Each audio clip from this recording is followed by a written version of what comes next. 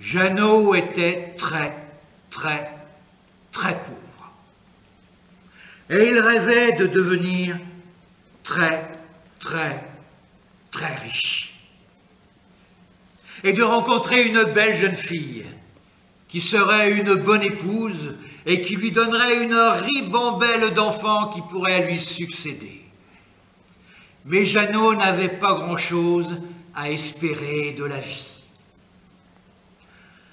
Au-dessus de son village, il y avait une colline d'herbe rase avec quelques genévriers, merisiers, de très très belles orchidées, mais on n'a jamais nourri sa famille avec des orchidées. Là-haut, tu donnais un coup de pioche, ça te faisait gicler que de la caillasse. Des coraux, des bicorneaux, des coquilles Saint-Jacques, un véritable plateau de fruits de mer, mais c'était déshydraté, c'était du calcaire. C'est que là, avant, et même sûrement avant, c'était l'océan. On n'a jamais rien fait pousser sur la pierre. Mais Jeannot s'est dit que ça valait quand même le coup de tenter l'affaire. Alors un soir, sans se faire voir de quiconque, il est monté sur la colline avec sa serpe et il a commencé à défricher et il avait à peine coupé 3 branches qu'il a entendu une voix derrière lui. « Qu'est-ce que tu fais là, mon gars?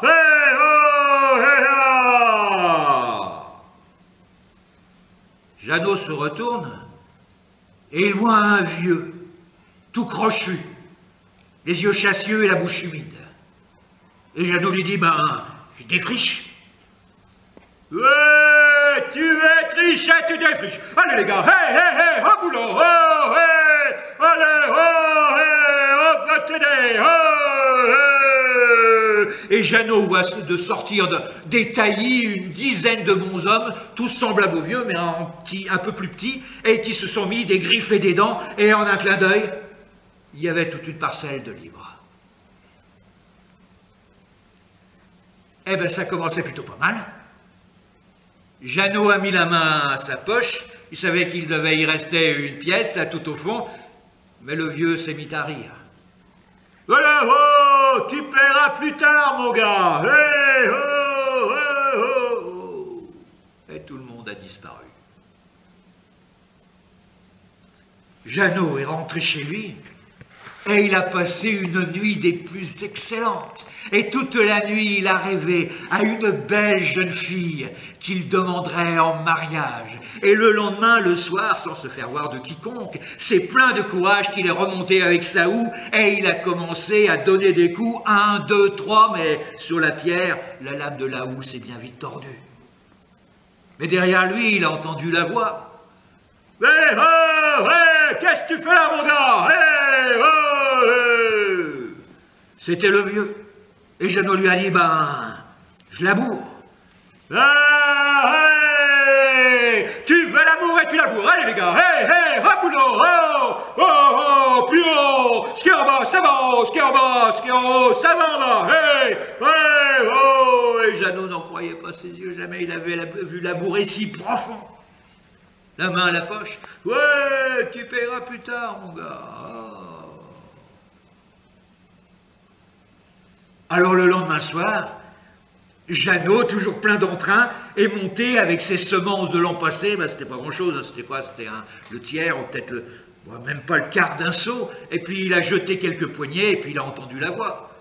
Voilà, qu'est-ce que tu fais là, mon gars? Je sème. On va t'aider. Allez les gars, au boulot, plein de poignées. Et là, ils étaient au moins une centaine de bons hommes. Et ils se sont mis à semer à la volée, et bientôt tout le champ était ensemencé. Et Jeannot est rentré chez lui, mais de toute la nuit, il n'a pas fermé l'œil, il était inquiet.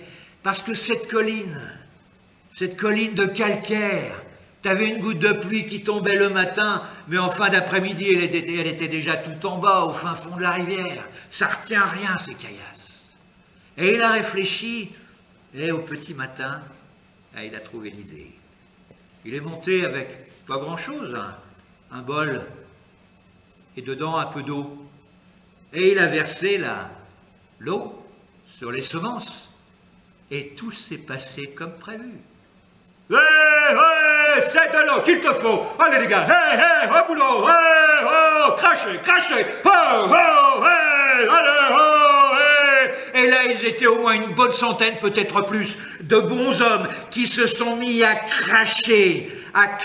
C'était gras, c'était gluant, mais Jeannot, il a vu là, il voyait les semences germer, et même déjà les premières petites pousses toutes vertes, toutes tendres. Et comme cela, soir après soir, il n'avait plus qu'à monter sur la colline pour regarder son blé pousser et onduler doucement dans la brume, dans la brise de fin d'après-midi. Quel spectacle, c'était beau.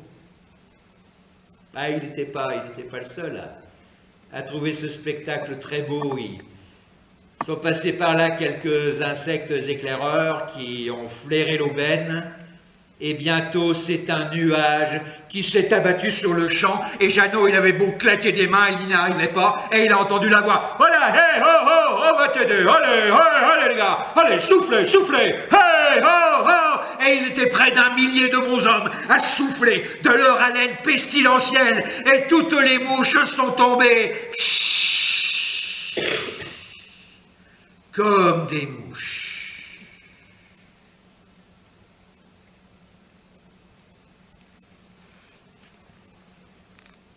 Et le blé a continué sa croissance, et est venu le temps de la moisson et du battage. Oh, ça n'a pas traîné, ils étaient plusieurs milliers, et le grain bientôt est monté, un tas immense, et la paille s'est bottelée, un amoncellement qui cachait le soleil en train de se coucher.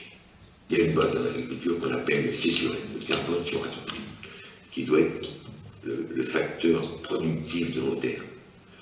Le mode de culture comme ça, on a perdu, dans les cultures intensives qu'on fait, 60% du carbone des terres, du muscle qui sert de réserve d'eau, qui fournit l'azote de demain, etc., etc. Tout ça est parti dans l'air. Il y a des gens qui ont compris, et des agronomes et des agriculteurs, qui ont dit qu'on peut pratiquer un autre mode d'agriculture, de conservation, ce qu'ils appellent, c'est qu'on couvre toujours le sol, on laboure le moins possible, on cultive le moins possible pour essayer de garder, voilà, pour donner une structure à peu près confortable.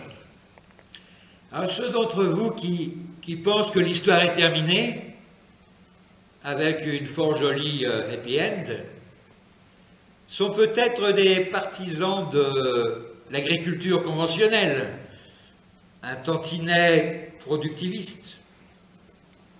Mais ce qui s'est passé, c'est que Jeannot, il a rempli un seau de grain, il voulait le montrer aux autres du village, et leur expliquer comment il fallait travailler maintenant. Ça, c'était les nouvelles méthodes.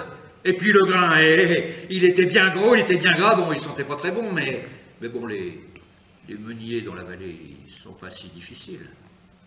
Et il allait partir avec son seau, mais le vieux, il était toujours là. Allez, oh, mon gars! C'est maintenant qu'il faut payer! Allez, allez les gars, au boulot!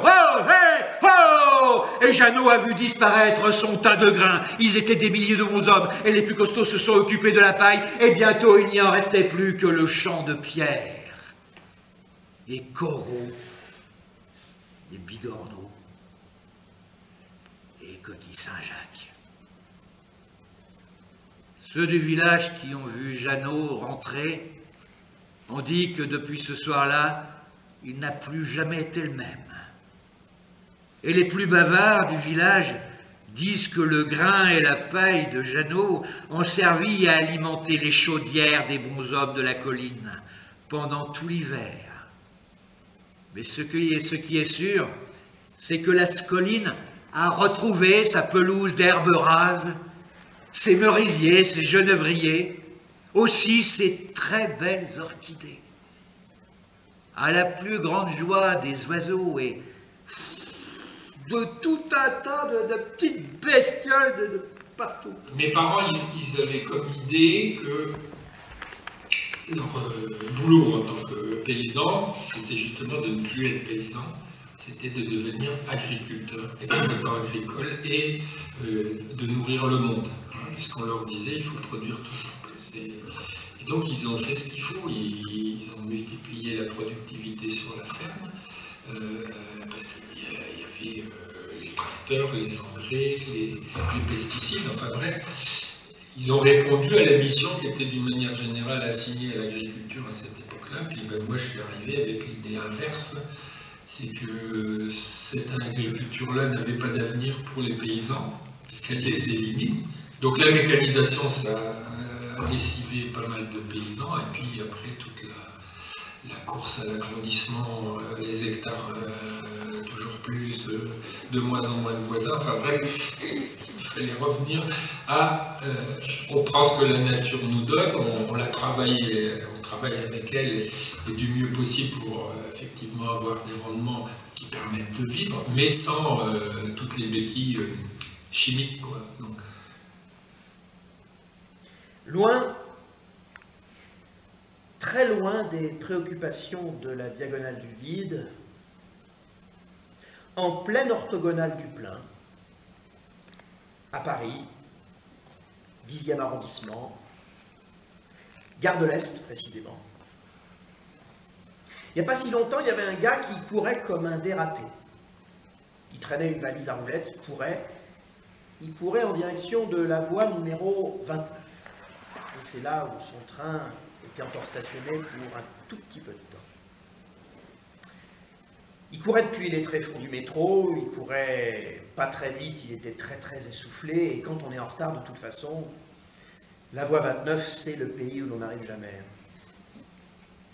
Et lui, il courait, il était presque arrivé à la voie 29, mais il s'est rendu compte à un moment donné qu'il n'arrivait plus à reprendre son souffle. Il s'est dit, mon cœur va lâcher. Il a eu vraiment cette sensation. Il a eu cette sensation que son cœur allait lâcher et qu'il allait crever au milieu de tous ces gens qu'il ne connaissait ni des lèvres ni des dents.